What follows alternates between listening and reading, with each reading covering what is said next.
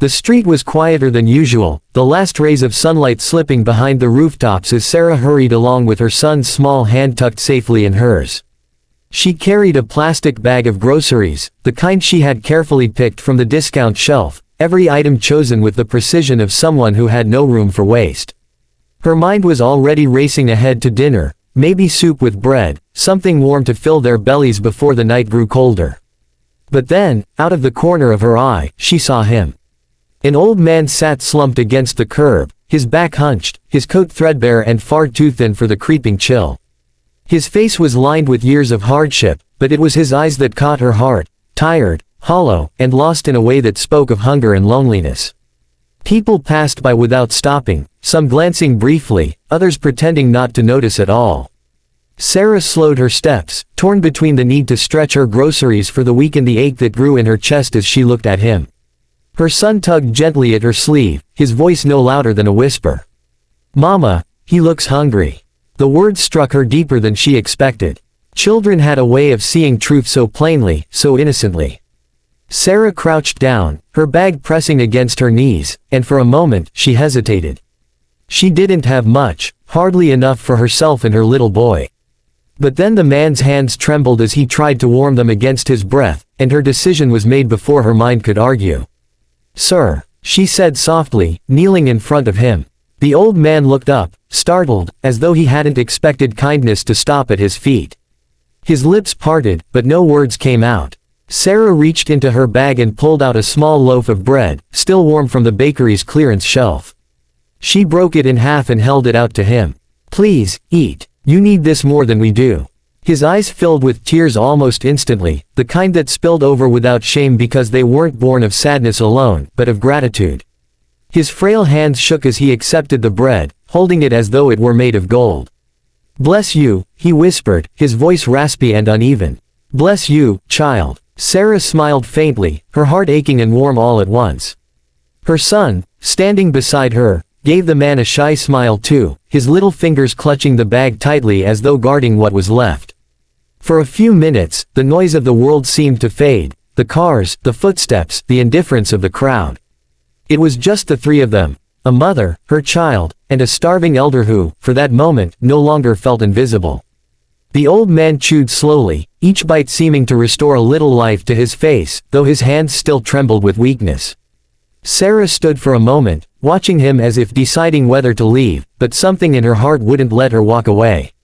She shifted the grocery bag on her arm and glanced at her son, who was still staring at the man with wide, curious eyes.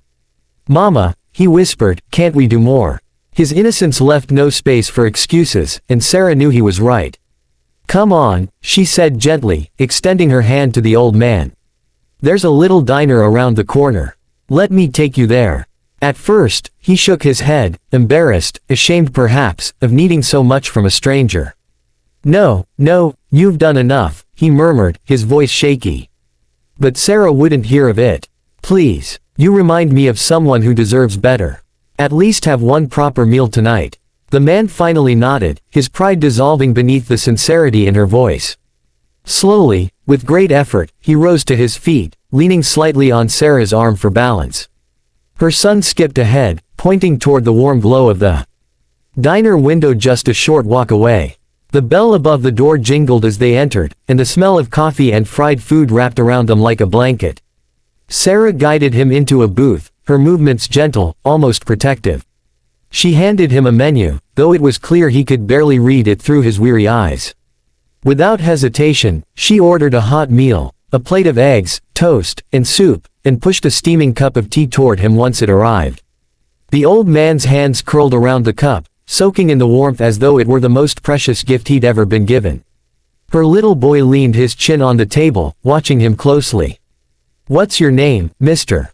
he asked in a sweet, unfiltered tone. The old man smiled faintly, his voice soft. "Joseph," he said. "My name is Joseph." He looked at Sarah then, his gaze full of gratitude. "You didn't have to do this. I don't even know you, and still, you care." Sarah offered a small smile, though there was sadness behind it. "Everyone deserves kindness," she replied. "One day, I'd hope someone would help me if I was in your place." Her words hung in the air, simple yet profound, and for a moment Joseph's eyes glistened as if he were holding back more than just tears, memories, regrets, maybe even guilt. When the food came, he ate with slow determination, savoring every bite. Sarah sat across from him, her son beside her, feeling an unusual peace despite the fact that her wallet now held almost nothing. She didn't regret it. In fact, she felt something bloom in her chest, an unexplainable warmth that told her she had done the right thing. As Joseph finished, he reached across the table and clasped Sarah's hand in both of his weathered ones. His grip was weak but full of emotion. "I will never forget this," he whispered. "You have no idea what this means." Sarah squeezed his hands gently, offering him a reassuring smile. "Just promise me you'll take care of yourself." He nodded, eyes shining with unspoken words. And as they left the diner that night, her son skipping along happily, Sarah knew she had given Joseph something more than food. She had given him dignity, compassion, and the reminder that he was still seen, still valued, even when the world had turned its back on him. Morning sunlight streamed weakly through the thin curtains of Sarah's apartment as she hurried her son through breakfast. The air smelled faintly of reheated tea, and the small table was cluttered with schoolbooks and her cleaning supplies, reminders of the day ahead. She was already late for her shift, tugging on her worn jacket when a deep rumble outside drew her attention. Through the cracked window, she saw a sleek black car roll to a stop, its polished surface gleaming against the gray apartment block. It looked wildly out of place among the rusty bicycles and broken flower pots that lined the street. Sarah frowned, her heart quickening. Men in suits didn't come here, not to her neighborhood, not to her life. A tall figure stepped out of the car, his stride purposeful, his suit sharp, his shoes shining like mirrors against the cracked pavement. Even from a distance, Sarah could see he carried himself with authority, the kind that turned heads without trying. Neighbors began peeking from behind doors and windows, whispering and pointing. Her son pressed his nose to the window. "Mama, look, is he a movie star?" he whispered with excitement, but Sarah's stomach tightened with unease. She didn't belong in the world of men like this. Whoever he was, she doubted he had come looking for her. And yet, he was coming closer. His gaze swept the building, then landed firmly on her doorway as if he had been searching for it all along. She pulled the door open cautiously just as he reached the steps. Up close, his face was striking, strong features, eyes dark and unreadable, yet softened by something urgent beneath the surface. He paused, almost as if steadying himself, then spoke. "Are you the woman who helped an elderly man last night?" His voice was deep, controlled, but not cold. There was a weight to his words, as though he had rehearsed them through sleepless hours. Sarah blinked, caught off guard. She tightened her grip on the doorframe. "Yes," she admitted, her tone cautious. "Why?" The man's expression shifted, relief, disbelief, and something like gratitude flickered all at once. His shoulders seemed to loosen, as though he had finally found what he'd been desperately seeking. "I've been looking for you," he said simply, though his voice trembled faintly around the edges. Behind her, her son peeked from around her skirt, studying the stranger with wide eyes. Sarah felt her throat go dry, her mind racing. She had done nothing more than share food and kindness with a lonely old man. Why would that matter to someone like him? And why, of all people, had he come here? The silence stretched, filled only by the murmur of neighbors gossiping from balconies. Sarah's heart pounded in her chest. She had no idea her small act of compassion had rippled far beyond that street corner, and that her life was about to change forever.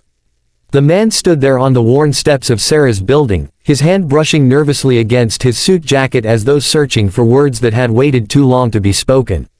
Sarah felt her son press against her leg, his small hand gripping tightly as if sensing the heaviness of the moment. She swallowed hard, unsure whether to invite this stranger inside or shut the door to protect her fragile world. But then he looked directly into her eyes, and what she saw there wasn't arrogance or pity. It was raw emotion, the kind that could not be faked. His voice broke the silence, low and unsteady. "That man you helped, he's my father." The words seemed to echo in the tiny hallway, louder than they were spoken. Sarah's lips parted, but no sound came out. Her mind replayed the night before, the trembling hands, the hollow eyes, the whispered blessings of the old man named Joseph. She had thought he was just another forgotten soul wandering the streets. Now she realized he was someone's father, someone deeply loved, someone missed. I thought I'd lost him, the man continued, his voice cracking in places where pride usually held strong. He disappeared from home last week. I searched every corner of the city, every shelter, every street. And then, you fed him. You gave him warmth when the world turned away. Sarah's throat tightened, her own eyes stinging as his words settled over her. She hadn't done it for recognition, hadn't expected anyone to notice. It was just what her heart demanded, no matter how little she had. But hearing the weight of it from this man, hearing the love threaded into every word about his father, made her realize the ripple of her small kindness. The man stepped closer, lowering his voice, almost as if afraid to break. You don't know what that means to me. People look at my suit, my car, my position, and they see success. But last night, when I couldn't find my father, none of it mattered. I was just a son, terrified. And you were there when I couldn't be. Her son tugged gently at her coat, his little voice chiming in with quiet innocence. Mama gave him bread. And soup too. His pride made Sarah's cheeks flush, but the man's eyes glistened, as if the child's words pierced something deep inside him. He reached for her hand then, carefully, reverently, as though he feared she might pull away. His touch was warm, his grip firm but trembling. I don't know how to repay you, he whispered. His tone carrying more sincerity than any polished business speech ever could. But I promise, from this day forward, you are not alone. Whatever you need, whatever dream you've buried, let me help. Not out of obligation, but because you reminded me of what truly matters. The street had fallen quiet around them, neighbors holding their breath behind curtains, watching this strange meeting unfold. But to Sarah, the world had shrunk to just this moment, her son at her side, her hand in his, and the knowledge that a single act of compassion had bridged two lives that otherwise would have never touched. Tears welled in her eyes, not of sorrow but of something larger, hope, gratitude, and a dawning realization that maybe, just maybe, this was the beginning of something extraordinary.